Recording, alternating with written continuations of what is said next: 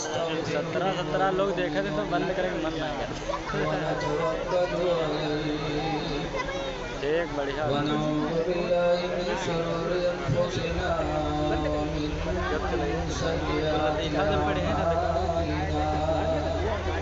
आप फिर तो 9 GB है भर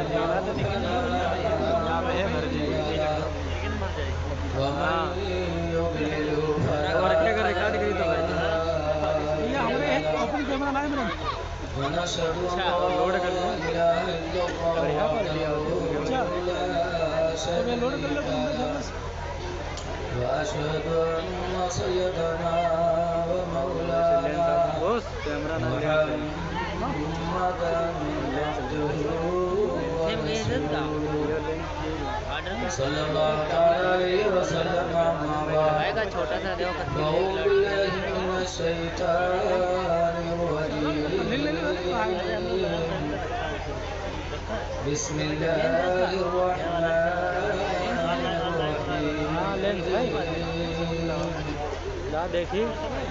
أينما تكونوا يدرككم الموت ولو كنتم في بروج مشيدة آمنت بالله صدق الله العلي العظيم درود شریف پڑھیے صلی اللہ علیہ وسلم وعلى آله وصحبه وبارك وسلم صلاة وسلام عليك يا سيدي يا رسول اللہ صلی اللہ علیہ وسلم۔ حضرات بڑا خاموشی اختیار کریے۔ الحمدللہ ہم اور آپ اللہ والے کے عرس کی محفل میں آئے ہیں، اپنی نبی کی میلاد کی محفل میں آئے ہیں، تو شور شرابہ نہ کریں، سکون کے ساتھ تھوڑی دیر کچھ باتیں سن لیں۔ ابھی نقیب اہل سنت حضرت علامہ مولانا محمد سلمان رضا صاحب نے آپ کو بہت سمجھایا، تھوڑا اس کا خیال رکھیے۔ اور ماشاءاللہ ابھی آپ کے سامنے بڑی سنجیدگی کے ساتھ حضرت مفتی محمد انس صاحب بتائیے، دیکھیے عمر کتنی کم ہے، لیکن اس کم عمری میں بھی انہوں نے علم دین کا ایک بہت بڑا حصہ حاصل کیا، اور نعت نبی بھی بہت ہی شرافت کے دائرے میں سنایا انہوں نے، ورنہ کہتے مردہ ہو کا قبرستان میں بیٹھے ہو، بولت نہیں ہو، منہ میں زبان نہیں ہے کیا، ایسے کہتے۔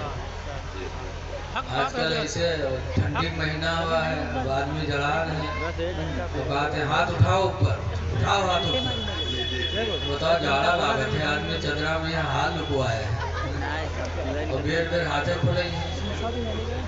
لیکن ماشاءاللہ انہوں نے بہت ہی صبر سے نعت نبی سنایا۔ اے لوگوں، بہت اس وقت کو قیمتی سمجھو، بس 2-3 گھنٹہ آپ کو یہاں سے ہی بیٹھنا ہے، اور اس کے لیے آپ کے حیدرآباد کے نوجوان کتنی محنت کیے ہیں، میں نام نہیں جانتا، صرف جناب عدیل صاحب چونکہ فون کرتے رہے ان کا نام مجھے معلوم ہے۔ یاد رکھو جلسوں سے اسلام پھیلتا ہے، جلسوں سے اسلام زندہ ہوتا ہے۔ رسول اللہ صلی اللہ علیہ وسلم کے خسر، ہم اور آپ سسور کہا جاتا ہے، سسور حضرت سیدنا عمر فاروق اعظم رضی اللہ تعالیٰ عنہ جو حضور کے خلیفہ بھی ہیں، وہ فرماتے ہیں من انفق درہما علی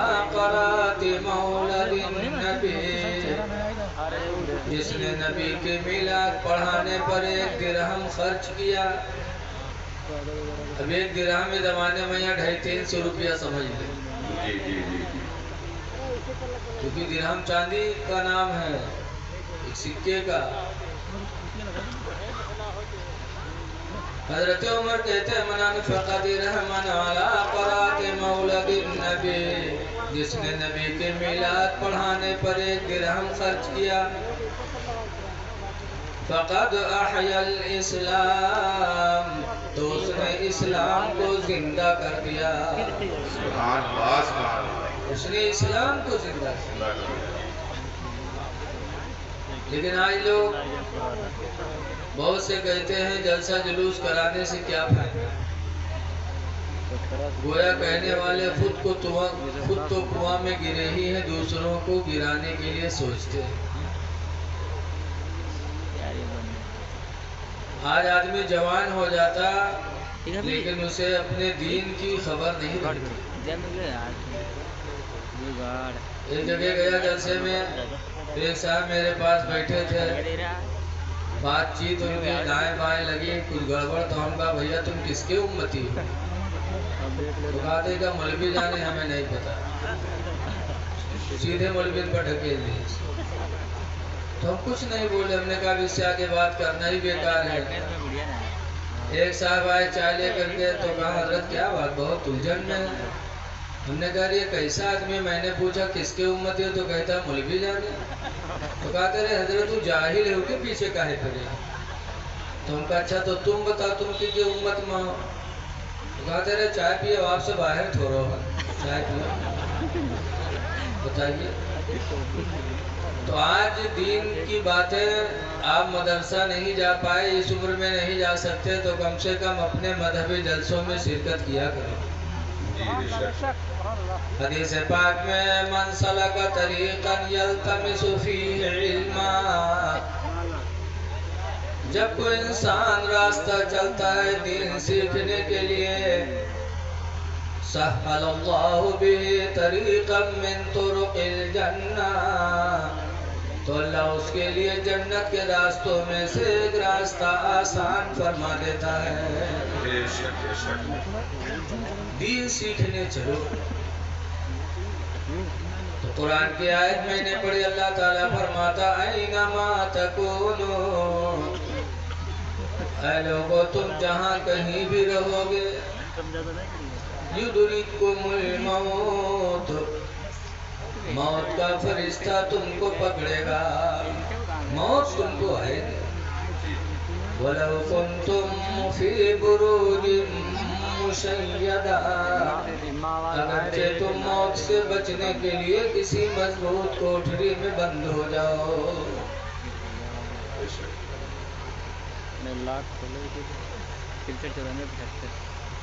وَلَوْ كُنْتُمْ فِي بُرُوجٍ مُشَيَّدَةٍ، اگرچہ تم ملک الموت سے بچنے کے لیے کسی مضبوط کوٹھری میں بند ہو جاؤ، لیکن موت کا فرشتہ تم تک پکڑے گا، تم تک آئے گا. دیکھیے آج بہت سے لوگ موت کی دعا مانگتے ہیں. کب مانگتے ہیں؟ جب کوئی پریشانی آتی ہے. جب کوئی پریشانی آئے گی تو کہیں گے یا اللہ ہم کو اٹھا لے، یا اللہ ہم کو اٹھا لے. یہ دعا نہیں کرنی چاہیے. موت کی دعا مانگنا منع ہے. کتنوں بھی مصیبت میں ہو لیکن موت کی دعا نہ مانگو. یا اللہ مجھے موت دے دے. موت تو بن مانگے آئے گی، مانگو یا نہ مانگو، وہ تو آنی ہے.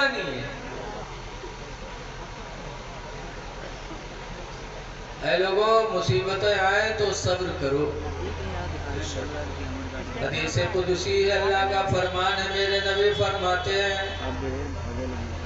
من لم یصبر علی بلائے، جو میری بلاؤں پر صبر نہ کرے. میری طرف سے کوئی بلا آئے اور بندہ صبر نہ کرے. ولم یشکر علی نعمائے، اور جو میری نعمتوں کا شکر ادا نہ کرے، اللہ فرماتا ہے فَلْيَخْرُجْ مِنْ تَحْتِ سَمَائِهِ، تو چاہیے کہ وہ بندہ آسمان کے نیچے سے نکل جائے، میرا زمین آسمان چھوڑ دے، اللہ کہتا ہے نکل جائے، وَلْيَطْلُبْ رَبًّا سِوَائِهِ، اور چاہیے کہ میرے علاوہ کوئی دوسرا رب اپنا تلاش کر دے۔ اور اللہ کے علاوہ کوئی دوسرا رب ہے؟ کوئی ہے ہی نہیں، تو کس کو تلاش کرو؟ اس لیے بلاؤں پر صبر کرو، موت کی دعا نہ مانگو۔ لیکن جو موت کی دعا مانگتے ہیں وہ دل سے نہیں مانگتے، صرف اوپر سے۔ مرنا کون چاہتا ہے زمانے میں؟ مرنا کوئی نہیں چاہتا۔ سچی حکایت میں لکھا ہے کہ ایک عورت تھی، وہ کے اکے لڑکا، بڑھیا ایک لڑکا، وہی اس کی زندگی کا سہارا تھا۔ وہ لڑکا بیمار ہو گیا تو اس کی ماں بڑھیا رات بھر دعا مانگے، یا اللہ ہم کو اٹھا لو لڑکوں تھڑ جائے تو، یا اللہ ہم کو اٹھا لو لڑکوں تھڑ جائے تو۔ رات بھر وقت پڑوسی کے نیند حرام کی۔ وہ ایک پڑوسی ایک دن رات میں کالا کمبل اوڑھیس اور بڑھیا پر کھوکھیا ایک دورا۔ جب بڑھیا دورا تو بڑھیا چارپائی سے کود کے بھاگ، جب بھاگ تو وہ کا خریدیس، رک رک، تو بڑھیا کہا تھا کوا بھیا کوا، میں ملک الموت ہوں، تیری روح نکالنے آیا، رک۔ تو بڑھیا کہا تھا اے بھیا ہم نئے بیمارن بھیا، وہ تو میری کوا بیمار ہے، وہ تو لیتا وہ بیمار ہے بھیا، ہم نئے بیمارن بھیا۔ دیکھیں اتے دن کہا تھا ہم کو اٹھا لو، بھوکا ٹھڑی آئے گا، اور جب ملک الموت کو دیکھے تو کہا تھا ہم نے بیمار ہوں تو میری کوا بیمار ہے۔ مرنا کوئی نہیں چاہتا۔ یاد آئے لوگوں، مرنے کی تیاری کرو، موت کی دعا نہ مانگو۔ ہاں دعا مانگو تو کیسی دعا مانگو؟ حضرت عمر فاروق اعظم رضی اللہ تعالیٰ عنہ دعا مانگا کرتے تھے، اللہم ارزقنی شہادتاً فی سبیلک، اے اللہ تو اپنی راہ میں مجھے شہادت دے دے۔ اور دوسرے نمبر پر کہتے تھے وَاجْعَلْ مَوْتِي فِي بَلَدِ حَبِيبِكَ، اور یا اللہ تو اپنے نبی کے شہر میں موت عطا فرما دے۔ سبحان اللہ سبحان اللہ۔ مدینے میں مرنے کی دعا حضرت عمر فاروق اعظم نے مانگی ہے۔ اسی لیے اعلیٰ حضرت رحمت اللہ علیہ فرماتے ہیں، دیکھو مدینے میں مرنے کی دعا حضرت عمر نے مانگی،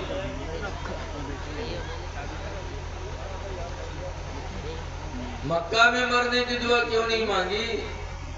مکہ میں تو خانہ کعبہ ہے، مقام ابراہیم ہے، عرفات ہے، صفا مروہ پہاڑیاں ہیں۔ مکہ میں مرنے کی دعا نہیں مانگی، مدینے میں مرنے کی دعا مانگی، کیوں؟ اس لیے کہ حضور کی حدیث جانتے تھے، حضور نے فرمایا ہے من مات فی المدینہ، جو مدینے میں مرا ایمان کے ساتھ، فَكُنْتُ لَهُ يَوْمَ الْقِيَامَةِ شَافِعًا وَشَهِيدًا، تو قیامت کے دن میں اس کی شفاعت بھی کروں گا اور اس کے ایمان کی گواہی بھی دوں گا۔ سبحان اللہ سبحان اللہ۔ میرے نبی شفاعت کریں گے۔ اسی لیے اعلیٰ حضرت امام اہل سنت مدینے کے بارے میں فرماتے ہیں کہ طیبہ میں مر کے ٹھنڈے چلے جاؤ آنکھیں بند، سبحان اللہ۔ طیبہ میں مر کے ٹھنڈے چلے جاؤ آنکھیں بند، اور سیدھی سڑک یہ شہر شفاعت نگر کی ہے۔ سبحان اللہ سبحان اللہ، بے شک۔ مدینے میں مرنے والے کے لیے میرے نبی شفاعت کریں گے۔ ایک حدیث میں ہے اور کس کے لیے شفاعت ہوگی؟ حدیث پاک میں عن جابر قال قال رسول اللہ صلی اللہ علیہ وسلم، حضرت جابر سے روایت ہے فرماتے اللہ کے نبی نے ارشاد فرمایا من قال حین یسمع النداء، جس نے اذان سن کر کے اذان سنی اور اذان سننے کے بعد کہا اللہم رب هذه الدعوة التامة، اذان سن کر کے بعد اذان کی دعا پڑھ دی تو حضور فرماتے ہیں فَكُنْتُ لَهُ يَوْمَ الْقِيَامَةِ شَافِعًا وَشَهِيدًا، قیامت کے دن میں اس کی شفاعت کروں گا اور اس کے ایمان کی گواہی بھی دوں گا۔ سبحان اللہ سبحان اللہ۔ اذان کے بعد دعا پڑھنے والے کی شفاعت میرے نبی کریں گے۔ بے شک۔ ایک اور سنو، حضور فرماتے ہیں من حفظ علی امتی 40 حدیثا، جس نے میری امت کو 40 حدیث پڑھ کے سنا دیا، فی امر دینہا، جن حدیثوں میں دینی احکام تھے، نماز روزہ کا حکم تھا، ان حدیثوں کو پڑھ کر کے جس نے میری امت کو سنا دیا، تو حضور فرماتے بعثہ اللہ فقیہا یوم القیامہ، تو اللہ تعالیٰ اس حدیث سنانے والے کو قیامت کے دن فقیہ بنا کے اٹھائے گا۔ فقیہ بنا، فقیہ مفتی۔ آج جیسے کوئی بڑا علم والا آتا ہے تو ہم لوگ اس کی عزت کرتے ہیں نا، ایسے ہی قیامت کے دن 40 حدیث سنانے والے کو اللہ تعالیٰ فقیہ بنا کے اٹھائے گا۔ یہ اللہ کی طرف سے انعام ہے۔ حضور کی طرف سے کیا انعام ملے گا حدیث سنانے والے کو؟ حضور فرماتے وَكُنْتُ لَهُ يَوْمَ الْقِيَامَةِ شَافِعًا وَشَهِيدًا، اور میں اس کے لیے قیامت کے دن شفاعت بھی کروں گا اور اس کے ایمان کی گواہی بھی دوں گا۔ بہت حدیثوں سے ثابت ہے کہ اعلیٰ حضرت رضی اللہ تعالیٰ عنہ نے جو شفاعت کا عقیدہ ہم کو آپ کو بتایا، کئی حدیثوں سے ثابت ہے۔ اسی لیے اعلیٰ حضرت امام اہل سنت فرماتے ہیں کہ وسعت دی ہے خدا نے دامن محبوب کو، وسعت دی ہے خدا نے دامن محبوب کو، جرم کھلتے جائیں گے اور وہ چھپاتے جائیں گے۔ کئی حدیثوں سے۔ لیکن آج کچھ لوگ ہیں جو نبی کی شفاعت کا انکار کرتے ہیں۔ ایک جگہ تقریر کر رہا تھا تو ایک صاحب کھڑے ہوئے گا، کہیں مولانا کہا شفاعت بکت ہو، قرآن میں تو لکھا ہے منجل لجی اسبو، کیوں کہا منجل لجی اسبو، کہیں ہاں کوئی شفاعت نہ کرے۔ تم نے کہا اور آگے پڑھو، آگے کیا لکھا ہے؟ جزا تو کہا تھا میں حافظ تھورو جو تم کا پورا قرآن سنا۔ تم نے کہا ہاں تم کو آدھی آیت رٹائی گئی ہے، اگر پوری آیت رٹائی جاتی تو تم گمراہ نہ ہوتے، جی بے شک بے شک، تمہارا عقیدہ نہ بگڑتا۔ افسوس کہ تم کو آدھی آیت رٹائی گئی، آیت قطر کے تم کو بتایا گیا۔ ایسے جگہ تقریر ہو رہے تھے کہ نماز پڑھو بے نمازی جہنمی ہے، تو ایک صاحب کھڑے ہوئے کہ کہتے ہیں مولانا کہا بکت ہو نماز نہ پڑھنے والا جہنمی کہا تو، اور قرآن میں تو لکھا ہے یا ایھا الذین آمنوا لا تقربوا الصلاۃ، اے ایمان والو نماز کے قریب نہ جاؤ۔ قرآن کہتا نماز کے قریب نہ جاؤ، تم کہتے ہو نماز نہیں پڑھو گے جہنم میں جاؤ گے۔ تو ہم کہا اور آگے کہا لکھا ہے؟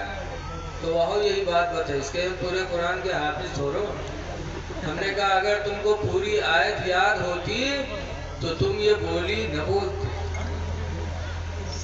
اللہ تعالیٰ نے نماز کے قریب جانے سے کب منع کیا؟ اللہ فرماتا ہے یا ایھا الذین آمنوا لا تقربوا الصلاۃ، اے ایمان والو نماز کے قریب نہ جاؤ۔ کب؟ وَأَنْتُمْ سُكَارَىٰ، در حال کہ تم نشہ میں ہو۔ बेशक बेशक नशा में हो तो नमाज के किनारे न जाओ, वरना अल्लाह जाने का बक्को हुआ। नशेड़िन के का हाल है, कहूँ नाली मोड़ फूसे पड़े हैं, कहूँ टराली में यह लटके पड़े हैं। नशेड़ियों का कौन ठिकाना। तो अल्लाह ने फरमाया नशा की हालत में हो तो नमाज के किनारे न जाओ।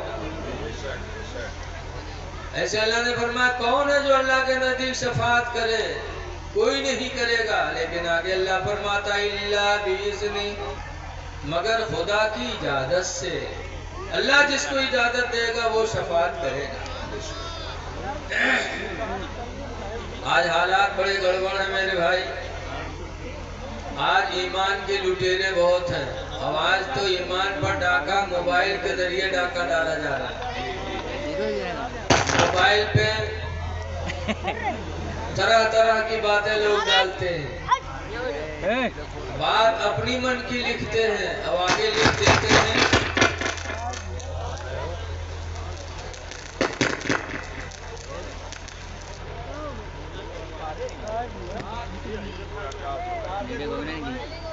वहाँ पे बैठे हैं लोग, पिलाए रहो यार, जलसा खराब कर रहे हो तुम लोग। इनके डंडी चली गई।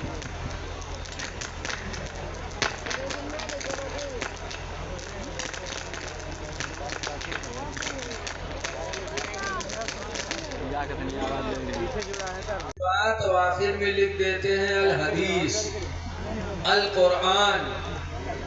अब उसको देख करके आदमी बहकता है कि अरे कुरान में ऐसा है, हदीस में ऐसा है। लोगों मोबाइल की बातों पे भरोसा मत करो।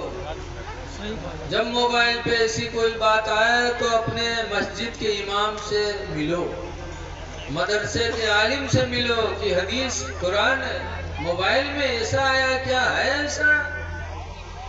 बड़ा फितने का जमाना आया है।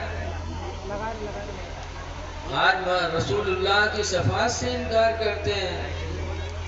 आयत कतर कतर के सुनाएंगे। अब आयत कतरेंगे तो ईमान रह जाएगा। दुनिया के सामान कतरे लागो तो सामान गायब होगी। जैसे बताते हैं नवाब साहब थे, नवाब साहब के ससुराल से दावत आई। सब दावत और होते, ससुराल वाली दावत बड़ी अहम होती। जब ससुराल से दावत है, नवाब साहब के पैजामा रहा है पुरान, तो सोची नहीं ससुराल मामला ला नवा पैजामा सियाई। तो गए कपड़ा लेके आए पैजामा के, और दर्जी के पास लेके गए दीन। दर्जी बड़ा ईमानदार रहा, जत्था कपड़ा रहा सबके पैजामा बना दी। अब जब नवाब साहब लाया नहा के पहनी तो वहाँ पंजा वंजा सब गए।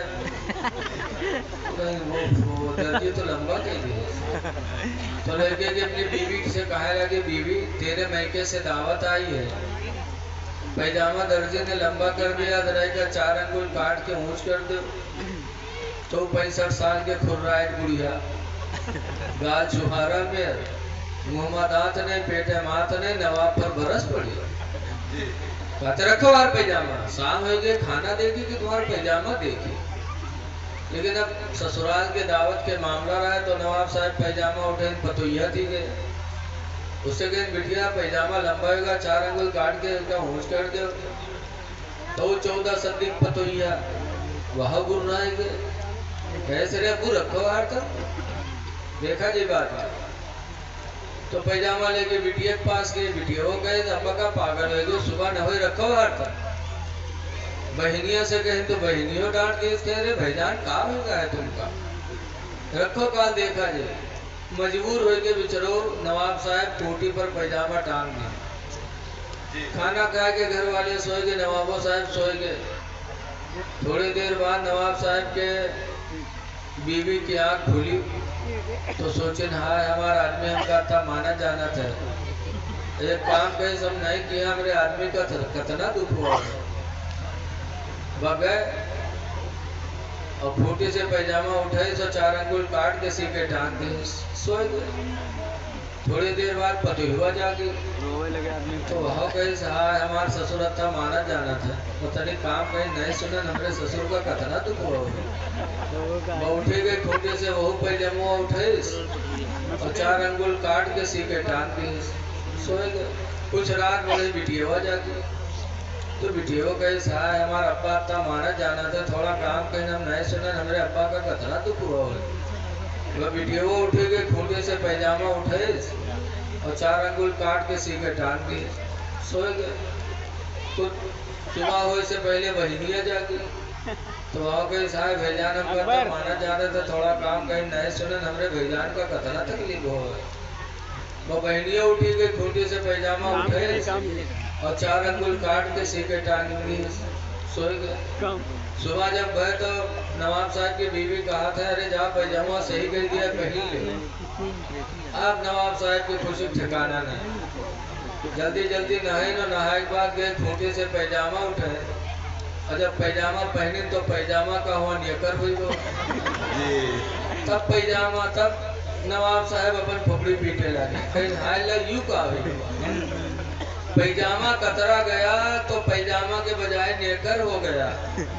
और कुरान की आयत कतरी जाएगी तो ईमान कहाँ रह जाएगा। है लोगों, कोई भी बात सुनो तो पूरी बात सुनो, अधूरी बात ना सुना करो। नबी शफात करेंगे।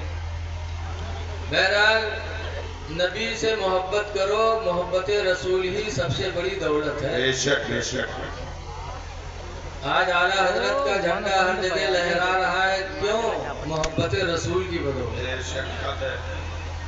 आला हजरत जिंदगी भर यही कहते रहे, या रसूल अल्लाह तुम्हें जाना तुम्हें माना न रखा गैर से काम, तुम्हें जाना तुम्हें माना न रखा गैर से काम, लिल्लाहिल हम्द में दुनिया से मुसलमान गया, लिल्लाहिल हम्द में दुनिया से मुसलमान गया। उर्स कर रहे हो, कब्रों पे जाया करो। अल्लाह के नबी फरमाते ज़ुरूल कबूरा, कब्रों की जियारत किया करो, लिअन्नहा तुज़क्किरुल आखिरा, इसलिए कि कब्र तुमको आखिरत की याद दिलाती रहेगी। बेशक बेशक। मौत याद आती रहेगी। कब्रों पे जाया करो, कब्रों की जियारत किया करो। बेशक। लेकिन जियारत करने जाओ तो कैसे करो? कब्र के पास खड़े होकर के बाअदब, और जो अल्लाह तुम्हें तौफीक दे पढ़ो, फिर दुआ मांगो।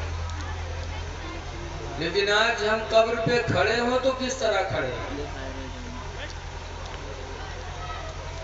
दिल्ली में एक मज़ार है, हजरत महबूब इलाही निजामुद्दीन औलिया रहमतुल्लाह अलैह। हमारी जमात के बहुत बड़े मुहद्दिस गुजरे हैं, हजरत मौलाना अब्दुल मुस्तफ़ा आज़मी साहब, जिन्होंने 25 किताबें लिखी हैं, बहुत बड़े आलिम थे। तो हजरत महबूब इलाही निजामुद्दीन औलिया के मज़ार पे गए और हाथ बांधे फातिहा पढ़ रहे थे, और वही सामने मरकज है उन लोगन के। तो में से एक साहब आए और ऐसे हाथ लटकाए और खड़े, और मौलाना को घूर घूर देख रहे थे। मौलाना जान गए कि हमरे गुस्सा था, लेकिन जब फातिहा पढ़ गए तब कहेंगे यार तुम क्यों गुस्सा कर रहे हमारे? तो कहा गुस्सा कर रहे हैं, शिर्क कर रहे हो, और कहते हो गुस्सा हो रहे हैं। कहा क्या शिर्क किया मैंने? कहा कब्र के सामने हाथ बांधे खड़े हो, जैसे नमाज में हाथ बांधा जाता है वैसे बांधे खड़े हो, शिर्क हो गया। नमाज की मुशाबिहत तुमने इख्तियार की, इस तरह तो नमाज पढ़ी जाती है। और गैरुल्लाह के सामने आप हाथ बांधे खड़े हो, नमाज की मुशाबिहत कर रहे हो, शिर्क कर रहे हो, फिर कहते हो खफा क्यों हो रहे हैं? तो हजरत ने फरमाया भाई अगर मैंने शिर्क किया तो तुमने भी तो शिर्क किया। क्या मैंने क्या शिर्क किया? कहा तुम हाथ ऐसे छोड़े खड़े हो, ये भी तो नमाज की मुशाबिहत है। कहा नमाज में हाथ कहाँ छोड़ा जाता? तो हजरत ने फरमाया कौमा में हाथ छुटता है कि नहीं छुटता है? देखो नमाज में एक होता है कौमा, एक होता है जलसा। एक तो यूं जलसा हो और नमाजों में जलसा हो। नमाज में कहाँ जलसा है? دیکھیے رکوع سے جب سمیع اللہ لمن حمدہ کہہ کے نمازی کھڑا ہوتا ہے تو اس کھڑے ہونے کو قومہ کہتے ہیں، اور ایک جلسہ کے بعد، ایک سجدہ کے بعد جب دوسرے سجدہ کے لیے بیٹھتا ہے، پہلا سجدہ کر کے بیٹھا تو اس بیٹھنے کو کیا کہتے ہیں اسلام میں؟ جلسہ۔ تو حضرت نے فرمایا کہ قومہ میں بھی تو ہاتھ چھوڑ کر نمازی کھڑا ہوتا ہے، جب کہتا سمیع اللہ لمن حمدہ ربنا لک الحمد، تو اس وقت نمازی کے دونوں ہاتھ چھوٹے ہوتے کہ نہیں چھوٹے ہوتے؟ تو حضرت نے فرمایا کہ اگر میں نے ہاتھ باندھ کے شرک کیا تو تم نے ہاتھ چھوڑ کر کے بھی شرک کیا۔ ہاتھ چھوڑ کر کھڑا ہونا بھی نماز کے مشابہت ہے۔ پھر دوبارے مولانا تب کیسے کھڑے ہو؟ تو حضرت نے فرمایا ایک طریقہ ہے، وہ شرک نہیں ہے کھڑا ہونے کا۔ ہاتھ باندھ کر کھڑے ہوگے بھی نماز کے مشابہ، ہاتھ چھوڑ کر کھڑے ہوگے بھی نماز کے مشابہ۔ ایک طریقہ بچائے کھڑے ہوئے، کچھ طرح کھڑے ہوگے تو شرک نہیں ہوگا۔ کہا کیا؟ تو حضرت نے فرمایا جب قبر کے سامنے آیا کرو تو ایک ہاتھ سر پر رکھو، ایک ہاتھ کمر پر رکھو۔ جیسے اتنا کہا وہ خفا ہو گئے۔ حضرت نے فرمایا شرک کا تم نے ٹھیکہ لے لیا ہے، ہر بات پہ شرک۔ شرک کہتے ہیں انسان اللہ کے علاوہ کسی دوسرے کو خدا مان کر اس کی عبادت کرے، اس کا نام ہے شرک۔ لیکن جس کو دیکھو اس کو شرک۔ بہرحال اے لوگوں، قبروں کی زیارت کیا کرو، قبروں پہ جانے سے موت یاد آتی ہے۔ صحابہ کرام موت کو یاد کرتے تھے تو گناہ سے بچتے تھے، ہر وقت موت کا دھیان تھا انہیں۔ حضرت عمر فاروق اعظم رضی اللہ تعالیٰ عنہ کے صاحبزادے عبداللہ مدینے کے مدرسے میں پڑھتے تھے۔ ایک دن نہیں گئے تو حضرت عمر نے کہا بیٹا پڑھنے نہیں گئے؟ کہا جب تک آپ مجھے نیا کپڑا نہیں بنوا کے دو گے میں نہیں جاؤں گا۔ کہا کیوں بیٹا؟ کہا یہ کپڑا پہن کے پرانا، میں کل پڑھنے گیا تھا تو میرے ساتھی نے تانا مارا تھا، کہا تھا تم امیر المومنین کے لڑکے اور اس طرح کپڑا پہن کے آتے ہیں، اور ہم سب عام آدمی کے لڑکے، ہم لوگ اچھے کپڑے میں آتے ہیں۔ تو ابا جب تک آپ مجھے نیا کپڑا نہیں بنوا کے میں نہیں جاؤں گا۔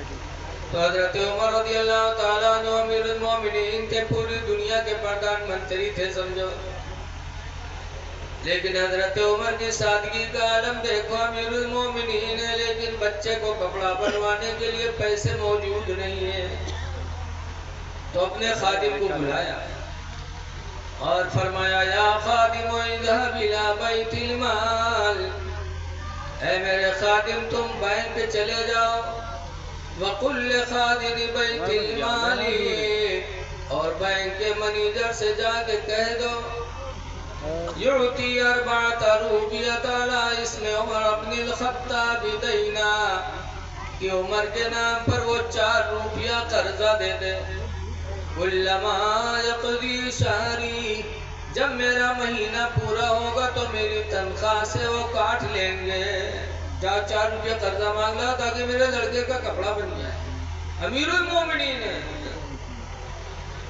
وہ خادم بینک گیا، جب بینک کے منیجر سے کہا تو بینک کے منیجر نے کہا کہ جا کے امیر المومنین سے کہہ دو کہ انہوں نے کہا جب میرا مہینہ پورا ہوگا تو میری تنخواہ سے کاٹ لیں گے، جا کے کہہ دو کہ اس مہینہ کے مکمل ہونے تک اپنی زندگی کی ضمانت لکھ کے دے دیں، کہ جب تک مہینہ پورا نہیں ہوگا وہ زندہ رہیں گے، جا کے ضمانت لکھوا لاؤ ورنہ میں دے دوں اور اس سے پہلے امیر المومنین کا انتقال ہو جائے، تب یہ عام مسلمانوں کا مال ہے کون دے گا؟ جا کے ان سے چٹھی لکھوا لاؤ کہ مہینہ کے پورا ہونے تک ان کی زندگی کی ضمانت وہ دے دے۔ وہ خادم آیا، حضرت عمر نے فرمایا لائے؟ کہا حضور بینک کا منیجر کہہ رہا ہے کہ جا کے کہہ دو کہ اس مہینے کے مکمل ہونے تک اپنی زندگی کی ضمانت لکھ کے دے دے۔ جب حضرت عمر نے سنا تو رو پڑے اور رو کر کے اپنے بیٹے عبداللہ کے سر پہ ہاتھ رکھا کہا بیٹا جاؤ پڑھو، اگر اللہ نے زندہ رکھا مہینہ پورا ہوا تنخواہ ملی تو تمہارا کپڑا بنے گا، ورنہ اللہ جو چاہے گا کرے گا۔ بینک کا منیجر مجھ سے پورے مہینے کی زندگی کی ضمانت مانگ رہا ہے، بیٹا پورا مہینہ گیا میں تو اپنے زندگی کی ایک لمحے کی بھی ضمانت نہیں دے سکتا، خدا جانے کس وقت بلاوا آ جائے۔ یہ صحابہ تھے جو ہر وقت موت کو یاد کرتے رہتے تھے۔ اے لوگوں موت کو یاد کرو۔ آج حضرت شہید مرد رحمت اللہ علیہ کے عرس میں آپ آئے ہیں، دنیا سے بہت سے لوگ جا رہے ہیں، لیکن عرس سب کا نہیں منایا جا رہا۔ عرس اسی کا ہوتا ہے جس نے پوری زندگی اپنے خدا کو راضی کیا۔ موتیں بھی طرح طرح کی آتی ہیں۔ آج ہمارے تمہارے پاس ملک الموت آتے ہیں پتہ نہیں چلتا، لیکن اللہ والوں کی شان دیکھو، موت کسی کو چھوڑا نہیں۔ حضرت موسیٰ علیہ السلام اللہ کے نبی ہیں، حضرت موسیٰ علیہ السلام کے پاس بھی موت کا فرشتہ آیا تھا، آیا موت کا فرشتہ سلام کیا، حضرت موسیٰ علیہ السلام نے جواب دیا، پوچھا کیسے آنا ہوا؟ کہ آپ کی روح نکالنے آیا ہوں۔ موسیٰ علیہ السلام نے کہا ابھی دین کا کام باقی ہے اور تو روح نکالنے آ گیا؟ کھینچ کے ایک تماچا مارا ملک الموت، اتنی زور سے مارا کہ ملک الموت کی آنکھیں باہر ہو، بیچارے واپس چلے گئے۔ اللہ کی بارگاہ میں جا کے کہتے ہیں اللہ کی جلالی کے بعد بھیج دیا تھا، اس نے تو تماچا مارا میری آنکھیں نکل آئی۔ کہتے ہیں ابھی دین کا کام باقی ہے۔ اللہ تعالیٰ نے اپنی قدرت سے ان کی آنکھوں کو صحیح فرمایا، پھر فرمایا اللہ نے جاؤ پھر موسیٰ کے پاس اور جا کے کہہ دو کہ ابھی مرنا نہیں چاہتے ہیں تو کسی بیل کے پیٹھ پر ہاتھ رکھ دیں، جتنے بال ان کے ہاتھ کے نیچے پڑیں گے ہر بال کے بدلے میں اتنے سال کی عمر ان کی بڑھا دی جائے۔ جاؤ کہہ دو بیل کے پیٹھ پہ ہاتھ رکھ دیں، بیل تو آپ لوگ جانتے ہوئے جی حضرت، اب وہ پہچانے میں دقت ہے، میرے سامنے ہے تمام لوگ، کھیتی بچاوے گا آفت ہے۔ ایک تو وہ بیل ہے سڑوا ہے اور ایک ہمرے تمرا بیل، ہمرے تمرے انسانوں میں یہ بہت سے بیل کا حالت ہے۔ جی حضرت جی حق ہے، انسانوں میں بیل ہوتے کہ نہیں ہوتے؟ بہت بیل ہے ہمرے تمرے میں۔ ہمارے ادھر ایک مدرسہ چلتا ہے پھر بچنی درگاہ پہ، وہاں کے محتمم مولانا علی حسن فاروقی علیہ رحمہ انتقال کر گئے۔ پان زیادہ کھاتے تھے حضرت، لیکن باہر ٹہل لیتے، تھوکنے کی ضرورت پڑی تو مدرسے کے ایک لڑکے سے کہا بیٹا کمرے میں اگلدان رکھا اٹھا لو، تو دیہات کے لیے کا اگلدان کہا جانا، یہ ہم بہت سے نہ جانت ہوئی، ارے اگلدان جی مت تھکا جاتا ہے، گول گول ہوتا۔ لڑکا سے کہنے بیٹا کمرے میں اگلدان رکھا اٹھا لو، دیہات کے لڑکا جانا نہ رہا ہے، گواہ پورا کمرہ ڈھونڈ کے چلا ہوا، کہے حضرت تمہیں اگلدان نہیں ہے؟ تو حضرت نے فرمایا اسی میں جا کے دیکھ تو، دوبارہ پھر گواہ ڈھونڈ کے چلا ہوا، جانا تو تب تو اٹھا لاوا۔ تو حضرت گئے کہا دیکھ وہ رکھا ہے اگلدان، اسی کو کہتے اگلدان۔ جب وہ اٹھائے دیکھے تو کہ حضرت امام کونو صاحب ٹھک ماری سے، حضرت امام کونو صاحب ٹھکی سے، تو حضرت نے فرمایا بیل کہیں کہیں لے آ۔ تو انسانوں میں بھی بیل ہوتے بیچارے جو نہیں جان پاتے کچھ۔ موسیٰ علیہ السلام کو جب حکم ہوا کہ بیل کے پیٹھ پہ ہاتھ رکھ دو، جتنے بال ان کے ہاتھوں کے نیچے پڑ جائیں گے اتنے سال کی عمر بڑھا دی جائے گی۔ حیدرآباد کے آدمی ہو تو ہاتھ نہ رکھ کر پوری پٹھیوا سو رہا ہوتا ہے، کتنے بال آ جائیں مری نہ۔ لیکن موسیٰ علیہ السلام کو جب حکم ملا تب موسیٰ علیہ السلام فرماتے ہیں کہ اتنے سال جب پورے ہو جائیں گے پھر، تو ملک الموت نے کہا تو پھر میں آؤں۔ تو موسیٰ علیہ السلام نے فرمایا جب تجھ کو آنا ہی آنا ہے اور مجھے مرنا ہی مرنا ہے تو جیسے کل ویسے آج روح نکال لے۔ روح نکال لیا، موسیٰ علیہ السلام کا وصال ہو گیا۔ اے لوگوں یہ اللہ والوں کی موت ہے.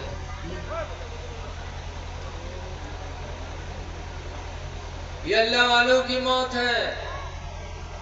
اور ہمرے تمرے بھیا دیکھا جاتا ہے پپا بیمار ہے, لڑکا گھیرے بیٹھے, ابا ہی بات ابا وہ بات اچھے میں کہتا ہے پپا گئے سٹ سے گائے, ہاں پپا گئے, کو آوا کو لے کے گوا کوئی پتہ نہیں.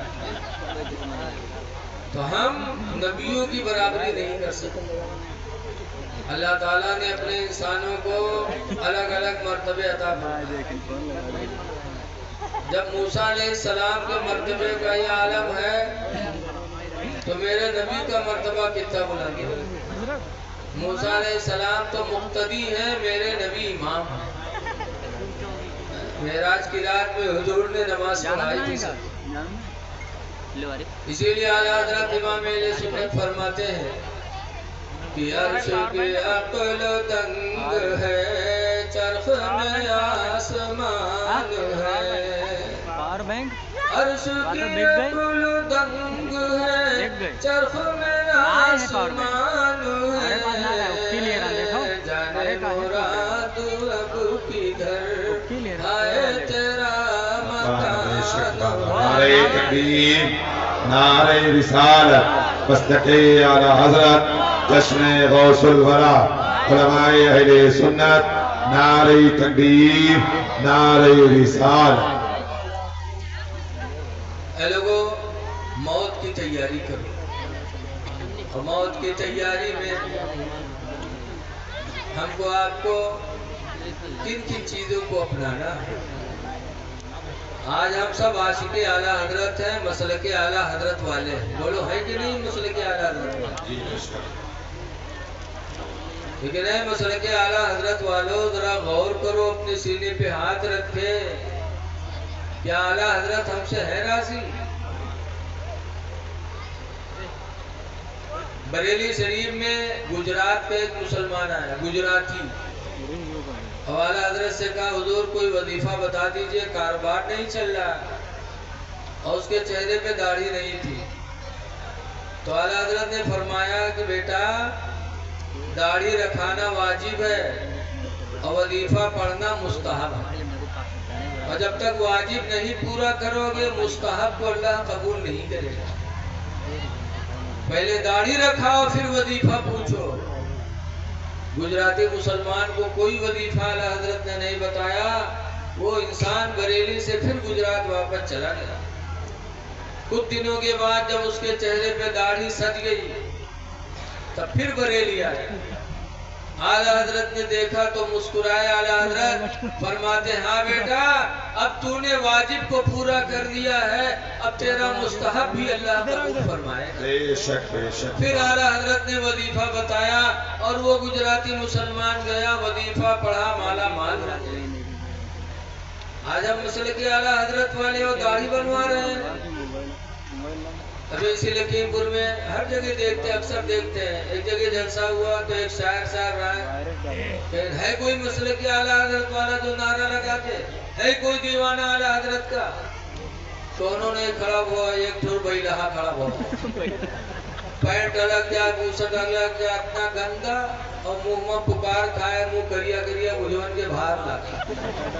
اگر ٹوپی نہ کچھ کھڑا, نعرہ تکبیر, مسلک اعلیٰ حضرت. ہم نے کہا کوئی غیر دیکھے گا تو کتنا چھپے گا کہ ایسے ہی مسلک اعلیٰ حضرت والے ہوتے ہیں, ایسے ہوتے ہیں. اے لوگوں, اپنے نصیب پہ ناز کرو کہ اللہ تعالیٰ نے ہم کو تم کو مسلک اعلیٰ حضرت والا بنایا ہے. تو داڑھیاں سجا لو. داڑھی کس کے لیے؟ مسلمانوں ہی کے لیے ہے. 1,24,000 یا 2,24,000 نبی دنیا میں آئے, لیکن کسی نبی نے داڑھی نہیں بنوائی. حضور کے صحابہ حجۃ الوداع میں تقریباً 1,40,000 صحابہ موجود تھے, لیکن کسی صحابی نے داڑھی نہیں بنوائی تھی.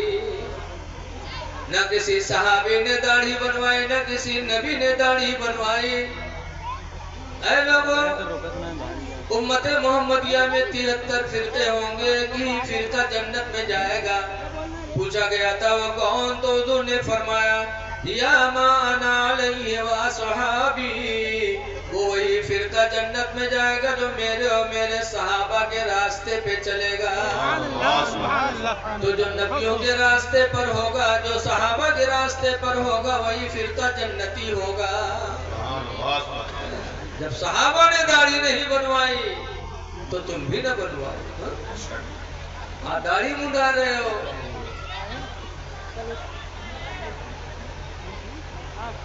دہلی میں ایک شاعر تھے بہت بڑے جن کا نام ہے مرزا غالب۔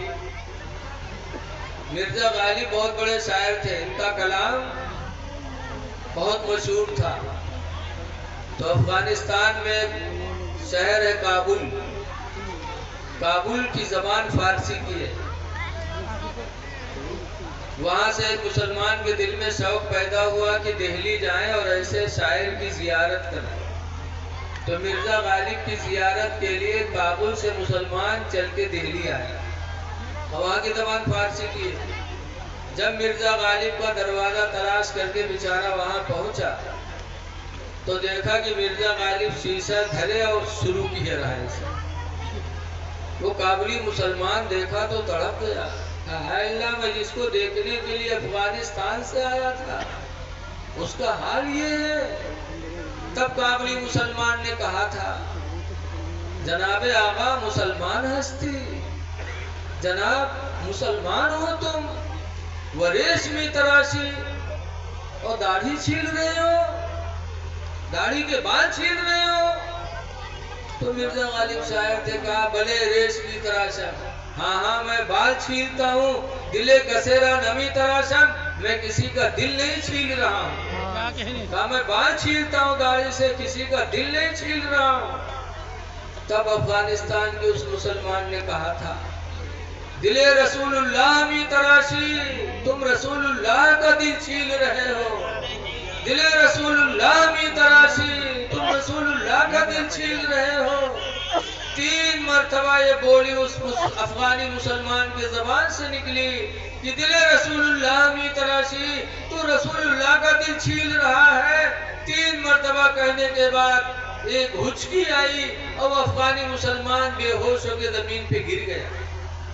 جب بے ہوش ہو کے زمین پہ گرا اسے چکر آ گیا کہ مسلمان ہو جو داڑھی چھیل رہا ہے، اور کہتا میں کسی کا دل نہیں چھیل رہا ہوں۔ مرزا غالب نے ہوا کا جھونکا دیا، جب وہ افغانی ہوش میں آیا مرزا غالب رونے لگے اور رو رو کے کہتے ہیں، میرے بھائی افغانی، تو میرا کوئی مہمان بن کے نہیں آیا، خدا کی قسم آج تو میرے لیے کوئی ہدایت کا فرشتہ بن کے آیا ہے۔ اسی دن سے مرزا غالب روئے اور اپنے چہرے پہ انہوں نے داڑھی سجائی۔ اے لوگوں، مرنا ہے تو داڑھی رکھا کے جاؤ، چہرے پہ داڑھی ہوگی قبر میں روشنی ہوگی۔ داڑھی قبر میں روشنی کا سہارا ہے، وہ اندھیری کوٹھری جس میں آپ روشنی کیسے پائیں گے؟ نبی سے محبت ہے تو چہرے پہ داڑھی سجا لو، نبی کی محبت دنیا سے لے کے جاؤ۔ اعلیٰ حضرت امام اہل سنت فرماتے ہیں، لحد میں عشق رخ شہ کا داغ لے کے چلے، لحد میں عشق رخ شہ کا داغ لے کے چلے، اندھیری رات سنی تھی چراغ لے کے چلے۔ قبر میں روشنی اگر ہوگی تو محبت رسول کی بنیاد پر، اعمال صالحہ کی بنیاد پر۔ اس لیے مسلمانوں، جیو تو مسلمان بن کے جیو۔ اللہ فرماتا وَلَا تَمُوتُنَّ إِلَّا وَأَنْتُمْ مُسْلِمُونَ، اے مسلمانوں تم ہرگز ہرگز نہ مرو مگر مسلمان بن کے مرو۔ جاؤ دنیا سے مسلمان بن کے۔ اس لیے موت کا وقت مقرر نہیں، خدا جانے کس وقت بلاوا آ جائے، تو اے میرے نوجوانوں چہرے پہ داڑھیاں سجا لو۔ رات ملی ہے، دن ملے کہ نہ ملے، اس لیے موت کو یاد کرو، مسلمان بن کے جی لو۔ لیکن آج افسوس ہے کہ اگر کوئی داڑھی رکھائے لیتا تو کہ بہاوے جلدی نہیں لاگت. ہاں ہمارے نانپارہ میں مولانا صاحب ہیں, عمر ان کے ختم ہو چکی ہے, صرف داڑھی کی وجہ سے ان کے بہاو نہیں بنا. لیکن انہوں نے ضد کر لیا کہ میں داڑھی نہیں بنواؤں, داڑھی کی وجہ سے بہاو نہیں. ایک بٹیا رہا, ایک آدمی کی بٹیا وقت شادی لا کے لڑکا کے ساتھ ہے تو بپوا کے بعد دیکھے کہ لڑکا وقت دیکھ تو لی, تو وہاں کے بعد دیکھے تو لڑکا وقت داڑھی رکھایا رہا ہے. تو بپوا کہتے ہیں یہ تو ملا ہے وہ, یہ کہا کمائی کا کوئی چھوڑو, کانو پینٹ بوسٹ والا ڈھونڈو.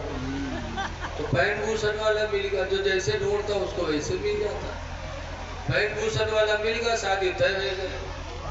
جب شادی کی تاریخ آئی تو کا دلہا بناوے خاطر نوبھاوے چلے. پہلے زمانے میں نوبھاوا جاتا ہے, تو جب نوبھاوے چلے تو کیا پیخانہ لگ گیا, تو لیٹرنگ منگوا پیخانہ کر, اور جب پیخانہ کر کے نکلا لیٹرنگ سے تو نہورا اٹھ ہی نہیں پاوے. باپ دیکھے تو روے لگا, سائل لائٹ چڑھائے گا تو اسے اٹھاوے تو نہیں اٹھ پاوے. تو پکڑ کے ہوگا ڈھکیل وکیل کے لے کے ڈاکٹر کے پاس. ڈاکٹر صاحب دیکھیں تو کہیں کہ آپریشن کریں بڑی ٹھیک ہوگی. تب وہ روے لگا, ڈاکٹر صاحب آج کے شادی ایک دلہا بناوے کے رشتہ دار لڑکی کے انتظار کر رہے ہیں, اور آپریشن کریو اللہ جانے مہینہ ٹھکا کے 2 مہینہ ٹھکا کیسے ہوئی. ڈاکٹر صاحب کہیں گھبراؤ نہ, 2 منٹ لاتی لے کے کہ آپریشن روم میں, اور دروازہ بند کیے, اور 2 منٹ نہیں لاگ دروازہ کھولیں تو سیدھا نکلا. تو سب کا بڑا تعجب ہو گیا, ہائے اللہ یہ کون میرا آپریشن رہا ہے کہ دروازہ بند ہوا کہ پھٹ سے کھل گیا. یہ کون آپریشن ہوئے کہ اتنی جلدی آپریشن ہوئے گا ٹھیک ہوئے گا. تو لوگ ڈاکٹر صاحب سے پوچھا لا کہ ڈاکٹر صاحب کون بیماری رہا جو 2 منٹ نہیں لاگ. تو ڈاکٹر صاحب کہیں کوئی بیماری نہیں, پینٹ کے بٹن بوسٹ میں لگائے لیے اسلام. پینٹ کے بٹن بوسٹ میں بتا ایسے چونگا پہنے ہیں, پہنیے پینٹ چاہے آوے چاہے نہ آوے, کہاں بٹن کہاں لگائے. اے نوجوانوں, پینٹ پہننا ناجائز نہیں, پہن سکتے ہو, لیکن پینٹ اس طرح پہنو کہ نماز پڑھنے میں اٹھنے بیٹھنے میں تکلیف نہ ہو. پینٹ پہنو تو تمہارا جسم ظاہر نہ ہو. اللہ نے لباس کس لیے دیا تھا؟ قرآن حکیم میں اللہ فرماتا, یا بنی آدم, آدم کی اولاد, قد انزلنا علیکم لباسا, میں نے تمہارے اوپر لباس اتارا ہے. کیوں؟ یواری سوآتکم, اس لیے لباس دیا ہے کہ تمہاری عزت کو چھپا لے. عزت چھپانے کے لیے اللہ نے لباس دیا. لیکن آج پینٹ اتنی تنگ بن گئی ہے کہ پچھلی دکان دیکھو تو 2 حصہ بٹی نظر آؤ. کتنا خالی, کہاں سے خالی, کہاں سے اونچ ہے صاحب. ایسے ہماری ماں بہنیں پہنی ہے نقاب, اور نقاب پہننے کے بعد کمر میں رستہ بندھی, لاگت ہے ڈاکہ ڈالے جاتا. اور جب رستہ باندھتی ہیں تو اتنی بے حیا لگتی ہیں, جسم کا اونچا نیچا حصہ سب نظر آ رہا ہے. نقاب پہننے کا کیا مقصد رہا؟ نقاب تو اس لیے ایجاد ہوا تھا کہ عورت کے بدن کا نیچا اونچا حصہ کوئی دیکھ نہ پائے, پورا بدن برابر لگے تاکہ کسی کی نگاہیں نہ اٹھے. نقاب پہننے کے بعد رسہ باندھے ہیں. اسی لیے اللہ کے نبی نے 1400 سال پہلے فرمایا تھا, عن ابی ہریرہ قال قال رسول اللہ, حضرت ابو ہریرہ سے روایت ہے, فرماتے اللہ کے نبی نے ارشاد فرمایا کہ ایک زمانہ ایسا آئے گا کہ کاسیات, عورتیں لباس پہنے ہوں گی, عاریات, پھر بھی وہ ننگی ہوں گی. میرے نبی نے فرمایا تھا ایک زمانہ ایسا آئے گا کہ عورتیں لباس پہنے ہوں گی پھر بھی ننگی ہوں گی.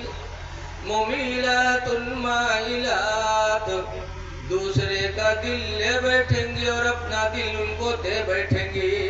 جو نبی نے فرمایا تھا آج ہو رہا. شادیوں میں دیکھ لو, شادیوں میں ہماری بچیوں کے, ہماری بہنوں کے کپڑے ایسے ہوتے ہیں, ایسے فحش انداز کی دیکھنے میں خود نگاہ جھک جاتی ہے. اے میری ماں بہنوں وہ لباس پہنو کہ تمہارے جسم کے حصے پر کسی کی نگاہ نہ پڑ سکے. پینٹ بوشٹ پہنو اس طرح پہنو کہ تمہاری عزت چھپی رہے. لیکن دیکھا جاتا ہے ہمارے نوجوانوں کے یہاں کہ پنجگانم تو کب ہو جائیے نا جمعہ دن جائیے پڑھا اور جمعہ دن جائیے تو کرتا پائجامہ پہن کے نہ جائیے پینٹ اور شرٹ پہن کے جائیے. جہاں سے پینٹ ختم ہوا سے شرٹ شروع اور کے بعد جب نماز پڑھیے رکوع میں جائیے تو پینٹ کھسک کے چترے پہنچ جائے اور شرٹ پیٹھی پر آدھی دکان کھل جاتی اور جب سجدہ میں جاتا ہے تو پوری بتا تمہار نماز تو گڑبڑ ہے پیچھے جب دیکھا تھے تمہار سامان رکے حال کا ہو اس کی نماز کہاں جائے. اے نوجوانوں وہ لباس پہنو جس سے تمہارا ستر چھپے. اللہ نے لباس اسی لیے اتارا تھا اور دوسرا مقصد اللہ نے فرمایا وریشا اور اس لیے بھی ہم نے لباس دیا تھا تاکہ تمہاری خوبصورتی کو بڑھا دے. لباس ستر چھپانا پہلے ہے خوبصورتی کو بڑھانا بعد میں ہے. لیکن آج ہماری ماں بہنیں سمجھتی ہیں کہ نہیں لباس وہ پہنو جو بڑھیا لگا.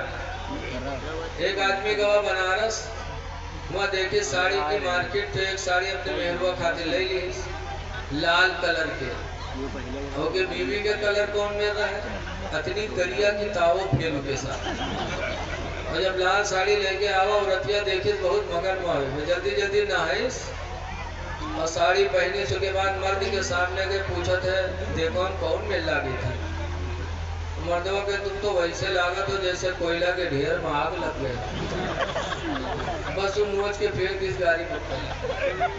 یہ بعد میں دیکھو کہ ہم اچھے لگتے ہیں کہ نہیں پہلے یہ دیکھو کہ اللہ نے ستر چھپانے کے لیے دیا تھا وہ ہماری ستر چھپی کہ نہیں چھپی.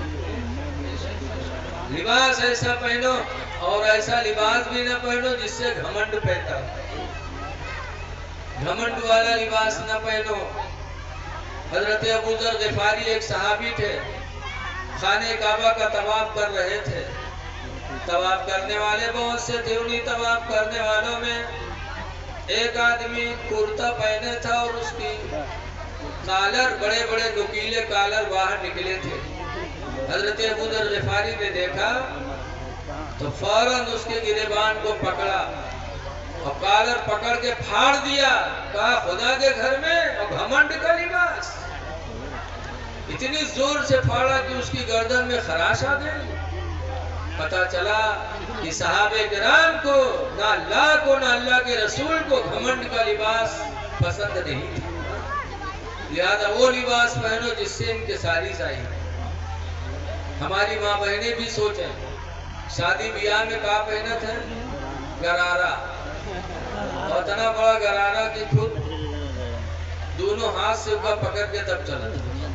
ایسا چلیے لاگا تھا کوئی انسان نہ کوئی آندھی و بہنڈر کو اڑا لی تھی.